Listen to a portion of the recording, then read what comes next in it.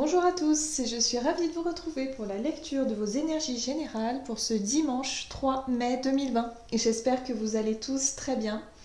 Alors, on va aller voir du coup avec le petit oracle de Gaïa un message. Ensuite, on ira voir avec le superbe oracle des fées. On continue de voir avec la sagesse de l'oracle et j'ai eu envie de regarder avec l'oracle de Gaïa. Super. On détaillera également avec de Lightyear's Tarot. Et puis, pour conclure, comme d'habitude, le tarot des anges gardiens. C'est parti. Alors, pour ce dimanche 3 mai, quelles sont les énergies générales? Quels sont les messages pour ce dimanche 3 mai? Quelles sont les énergies générales?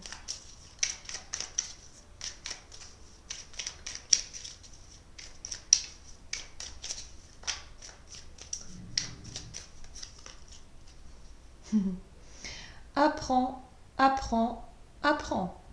Que chaque rencontre, lecture et expérience de la vie soit ton mentor et ton guide pour grandir.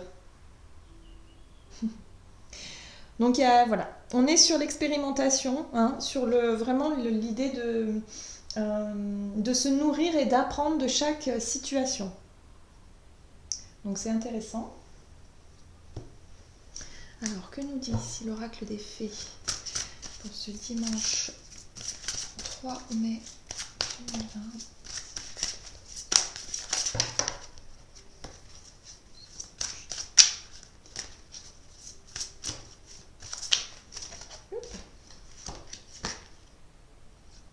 Oh, les pleurs de la nature.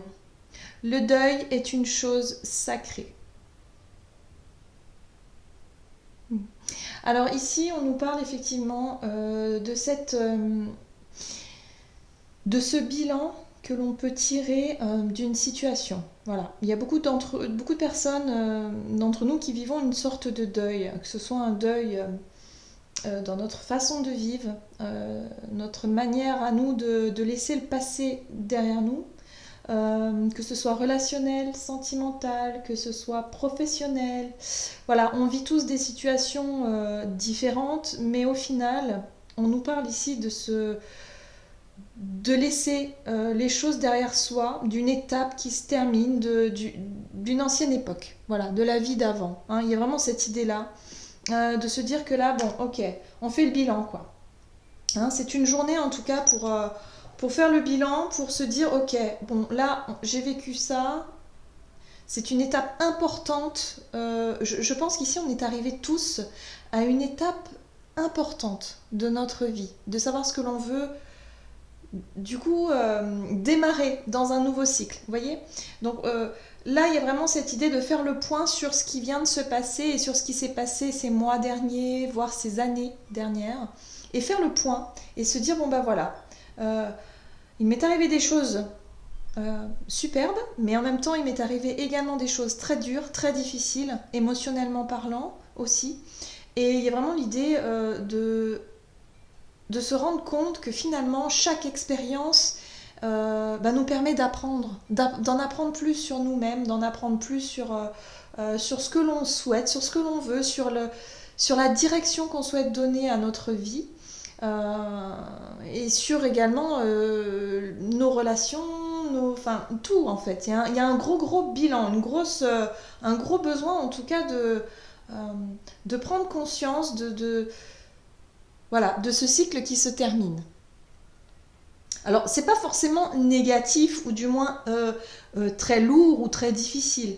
J'ai l'impression qu'il y a eu des périodes difficiles, mais là, on est plus sur la notion de bilan et de se dire, bon bah ok, là c'est terminé, il faut vraiment que je lâche avec cette ancienne vie quelque part et que je reparte sur quelque chose de beaucoup plus dynamique. Bon, on va voir ce que nous dit ici la sagesse de l'oracle. Ok. On nous dit ici que le deuil est une chose...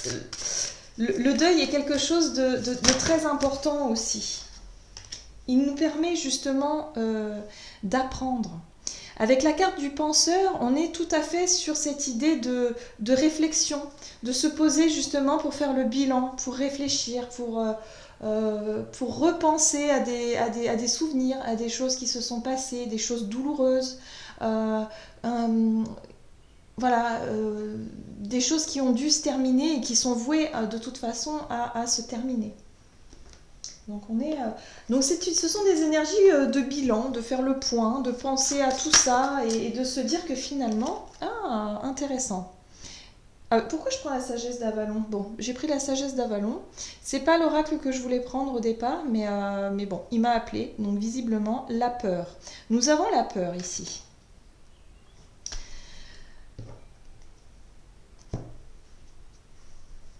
Il y a, pour moi, dans ces énergies-là, dans cette lecture-là, j'ai la sensation qu'on est en train de nous dire, bon, voyez, euh, il y a eu des situations qui ont causé certainement de la tristesse, de la douleur, mais surtout de la peur.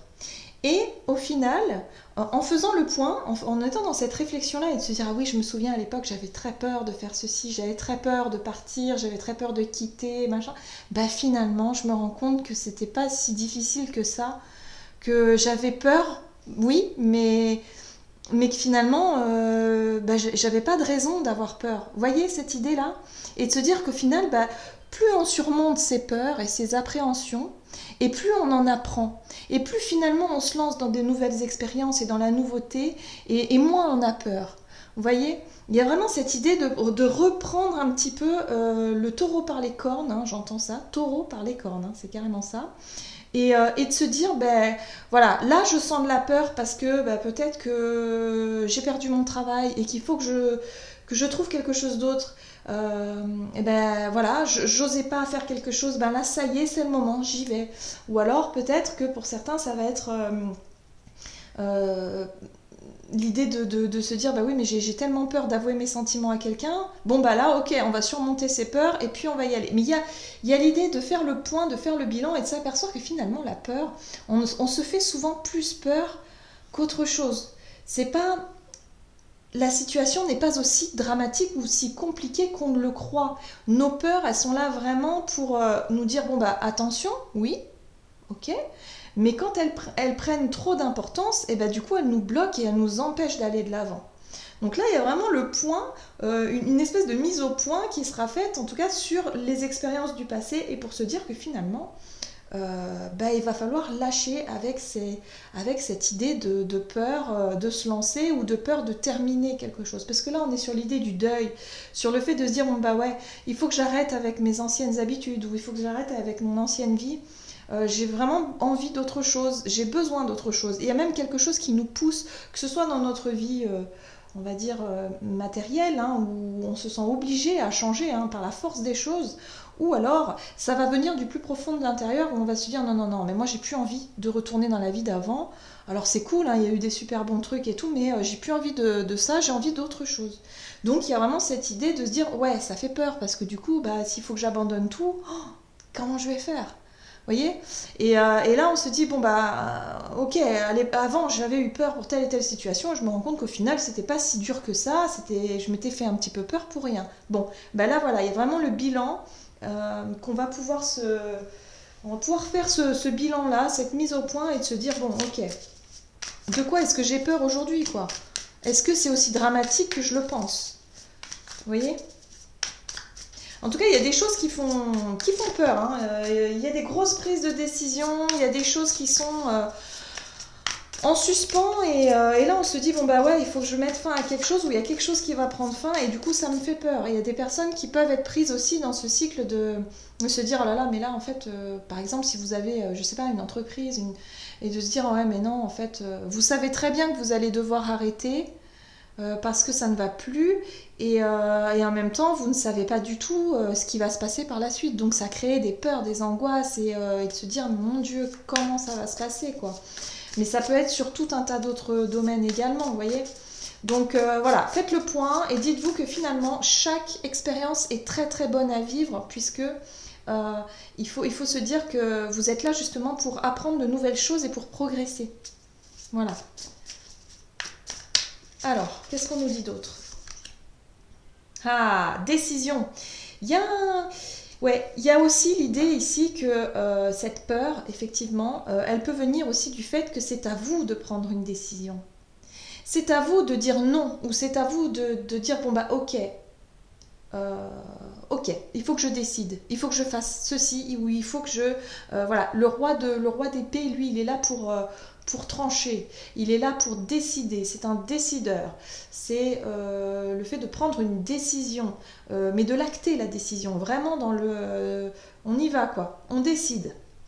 Et ça fait peur, hein, parce que du coup c'est toute la responsabilité, c'est nous qui engageons notre propre responsabilité dans cette décision. Mais c'est chouette parce qu'il y a quand même le roi de Pentacle qui est là. Donc ça c'est plutôt sympa parce que le roi de Pentacle, lui, il va nous parler un petit peu de tout ce qui a un rapport avec l'argent. Donc c'est vrai que l'argent, souvent, comment dire, le fait de se sentir responsable d'un certain patrimoine, de quelque chose en rapport avec l'argent, en rapport avec la matière, notre confort, notre vie matérielle d'une certaine façon, voilà, il y a vraiment cette idée de se dire, ok, c'est une énorme responsabilité ici. Parce que le roi d'épée, lui, il décide, il prend des décisions et il en prend toutes les responsabilités. Et le roi de Pentacle, lui, c'est plutôt quelqu'un qui sait faire fructifier, qui sait faire en tout cas, euh,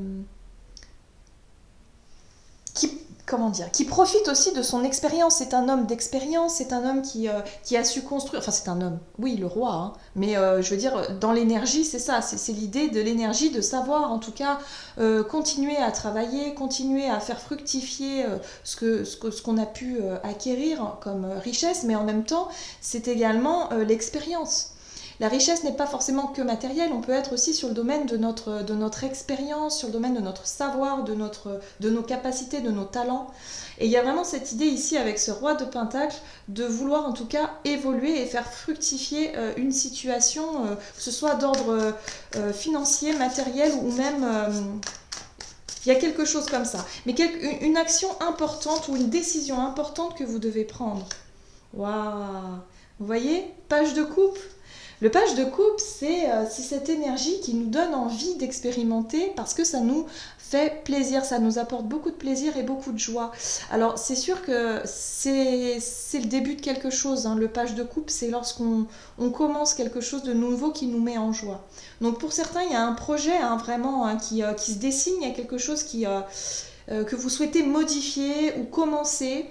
Et là, il va falloir lâcher les peurs, il va falloir lâcher effectivement l'ancien moi, l'ancien monde, l'ancienne façon de vivre, l'ancienne période pour rentrer dans un nouveau dynamisme, dans une nouvelle façon de faire peut-être ou dans un nouveau projet.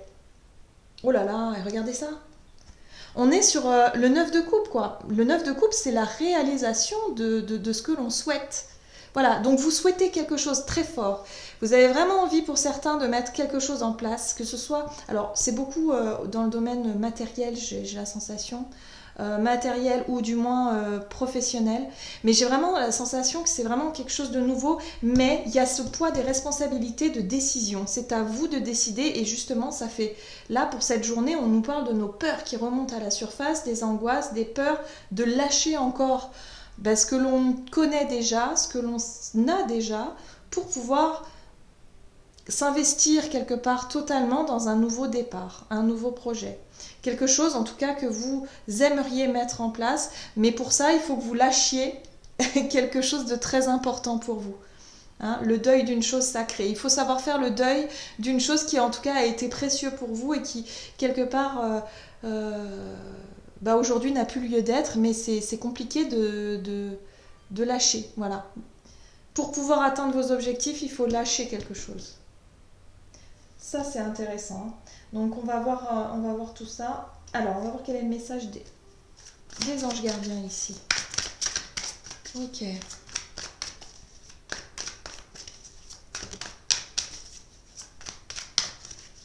On a besoin d'évoluer, hein. C'est un besoin d'évolution. Il y a vraiment des choses qu'il faut lâcher. Hein. La routine, c'est pas bon la routine en fait. Hein. Donc là, on est en train de vous dire, mais c'est pas grave, vous devez peut-être lâcher quelque chose. Si c'est le deuil d'une relation, par exemple, pour pouvoir enfin réaliser un projet, parce que, je sais pas, peut-être que dans votre relation, c'est une relation qui ne vous épanouit pas et qui vous laisse peut-être pas le temps ou l'énergie ou je sais pas, l'opportunité de faire ce que vous souhaitez. Et vous savez très bien hein, que vous devez mettre fin à cette relation, mais quelque part c'est difficile parce que, je sais pas, ça fait je sais pas, 10-15 ans de vie commune ou plus que ça, et puis d'un côté, vous dites non, mais qu'est-ce qui va se passer après? Parce qu'on ne sait pas comment les choses vont évoluer, mais quelque part, vous êtes appelé. Le page d'épée, il est appelé par son envie d'épanouissement, son envie de bonheur, son envie d'aller chercher cette 9 de coupe. Lui, il en a envie de ça. Donc du coup, ça vient de l'intérieur, ça vient, voilà. Euh, donc il faut, c'est comme si en ce moment, il y a des personnes qui sont tiraillées par ça, par le fait de lâcher quelque chose. Si c'est un emploi, par exemple, que vous avez peur de lâcher votre emploi parce que vous vous dites mais comment je vais faire pour payer mon loyer ou mes factures, forcément ça génère de la peur, mais en même temps vous savez que vous devez décider parce que vous avez autre chose à faire fructifier, vous avez peut-être un talent à explorer, à expérimenter, un projet à mettre en place et à vouloir développer. Donc voilà, vous vous basez vraiment sur... là on a l'épée, le pentacle et les coupes, donc c'est formidable. Là on est vraiment dans la réflexion et en même temps dans ce que l'on aime faire et dans ce que l'on souhaite, parce que la 9 de coupe c'est vraiment les souhaits. C'est vraiment la réalisation des souhaits, c'est le bonheur, c'est génial et puis c'est quelque chose de personnel. Voilà. Ok. Donc c'est des bonnes énergies. Très très bonnes énergies qui peuvent par contre faire remonter les peurs et il y a vraiment un questionnement des choses à se poser. Alors, 2 de la prospérité, vous devez trouver un équilibre. Vous avez plusieurs emplois en même temps ou vous essayez de réaliser un rêve en termes de carrière professionnelle. Voilà, c'est tout à fait ça. Ne prenez pas les choses trop à cœur et laissez s'exprimer l'enfant qui est en vous. Faites que votre travail soit aussi agréable que possible. Mener plusieurs tâches de front tout en restant positif ne peut qu'être fructueux. Donc pour certains, vous vous dites que dans les jours à venir ou dans les mois à venir, vous avez l'impression...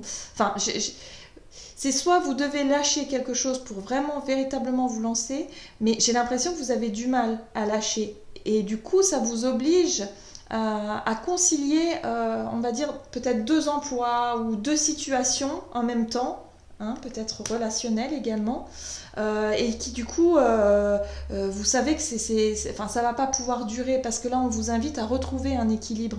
Il faut retrouver vraiment quelque chose qui vous épanouisse et vous diriger vers cette 9 de coupe. Sur la réalisation de ce que vous avez envie réellement et faire le point. Il y a vraiment cette idée de faire le point hein, pour lâcher l'ancien vous, quoi. Il y a quelque chose, une part de vous-même qui doit rester dans le passé, qui doit rester derrière. Et là, vous devez vraiment vous faire confiance, j'ai envie de dire, pour vraiment... Voilà, c'est ce qu'on vous dit. Hein, ne prenez pas les choses trop à cœur et laissez s'exprimer l'enfant qui est en vous. C'est vraiment ça. Écoutez votre cœur, écoutez vos envies et puis vous verrez bien. Voilà, il y a vraiment cette idée de vous verrez bien. Mais souvent, les peurs sont beaucoup plus... je dirais, plus forte que ce qu'il n'y paraît, que la réalité. Voilà, la réalité n'est pas aussi effrayante qu'on pourrait le croire. Hein. Souvent, notre mental nous fait des scénarios catastrophes, mais en fait, voilà, c'est pas si... avec le recul, souvent, on s'aperçoit que non, c'était pas si grave, c'était pas si... j'avais pas besoin de me faire si peur, finalement, c'est pas si compliqué que ça, ou... Enfin, vous voyez. Voilà, donc là, il va falloir essayer de retrouver une forme d'équilibre pour pouvoir prendre une décision. Donc c'est un dimanche, voilà, pour faire le point, pour réfléchir à une situation, ne pas sombrer dans la peur et en même temps se focaliser sur notre objectif, nos souhaits et ce que l'on veut décider. Il y a une décision importante à prendre. Voilà, j'en ai terminé avec votre guidance. J'espère que celle-ci vous aura parlé. N'hésitez pas à commenter, liker la vidéo. Pour les personnes qui souhaiteraient une guidance personnalisée, n'hésitez pas à aller faire un tour sur mon site julieguidance.com. Et puis moi, je vous souhaite de passer un excellent dimanche et je vous dis à tout bientôt.